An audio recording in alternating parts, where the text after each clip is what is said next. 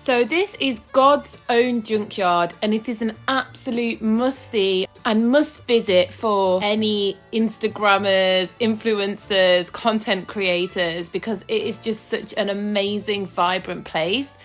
Not only is it a museum of neon lights that's been in the same family for 70 years, but it also has a cafe and a little outside area as well. So I'm just going to talk you through a little bit about the history of this place to the background of some amazing scenes from our visit there.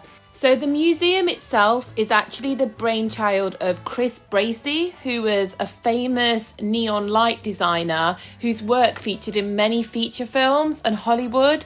But it all began actually with his father. His father was Richard, or otherwise known as Dick Bracie, and he was a Welsh coal miner from Monmouthshire. He basically was just working in the coal mines, and he got bored of working in the dark, and he packed his cases and moved to London and decided that he wanted to bring light to the world, sick of seeing darkness every day, and he set up his own company called Electro Signs in 1952, and this is where all of this began. He was mostly focused around making signs for fairgrounds and circuses, but it was his son, Chris Bracie, when he took over, who really started to garner a reputation in the 1970s as London's go-to guy for all things neon.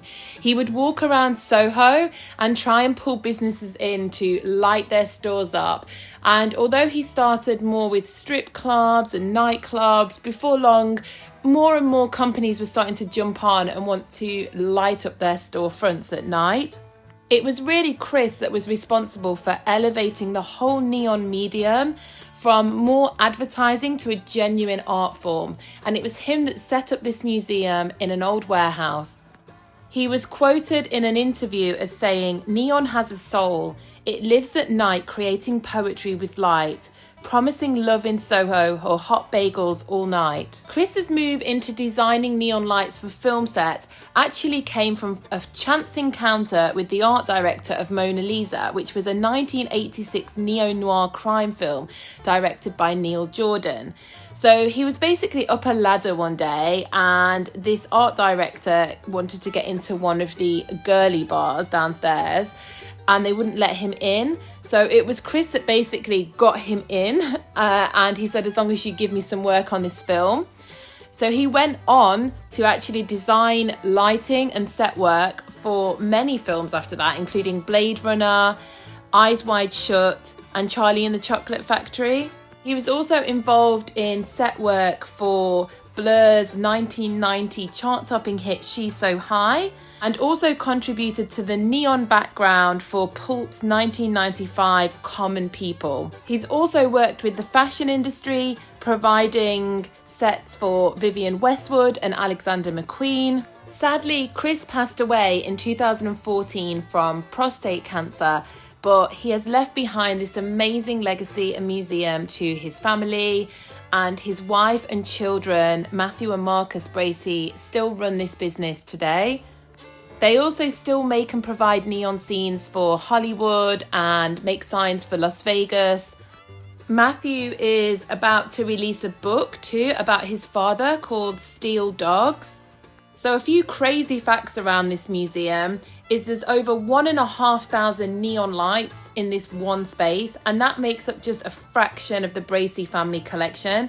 They actually own multiple warehouses across London and employ over 40 staff just to store all the neon signs that the family hold. The electric bill at God's Own Junkyard is a staggering £3,000 a month, and that was a past figure, so I imagine at this point in time it's probably way more than that. There's actually a newspaper article in euronews.culture which was out in 2023 where they were talking about how the rents and the electricity bills have gone up so much that they are struggling to keep this as a free museum, because at this point in time you should go and visit, because they might have to start charging at some point.